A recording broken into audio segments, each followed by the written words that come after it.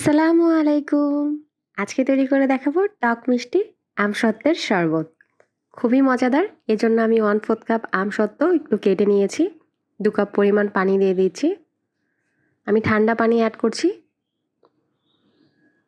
ভালো মতো একটু নেড়েচেড়ে নিচ্ছি। আমি ব্লেন্ডার জারে নিয়ে নিয়েছি।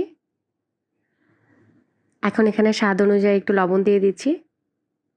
1/2 চা চামচ বিট লবণ দিয়ে দিলাম।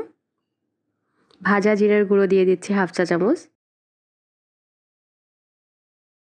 আমি এখানে চাট মশলা দিয়ে দিলাম 1/2 চা চামচ। এটা পুরোপুরি অপশনাল, চাইলে আপনারা বাদ দিতে পারেন। 4 টেবিল চামচ চিনি দিয়ে দিচ্ছি। চিনিও আপনারা স্বাদ মতো অ্যাড করে নেবেন। এখন 3-4 বার পালস করে আমি একটু ব্লেন্ড করে নেব। ব্লেন্ড করা হয়ে গেল, আমাদের শরবত রেডি হয়ে গেছে। আমি এখন গ্লাসে সার্ভ করে নিচ্ছি।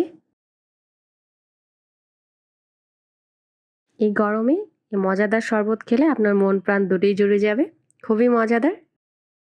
আমার রেসিপি ভালো লাগলে লাইক, কমেন্ট, শেয়ার করবেন এবং চ্যানেলটিকে সাবস্ক্রাইব করবেন। আল্লাহ হাফিজ।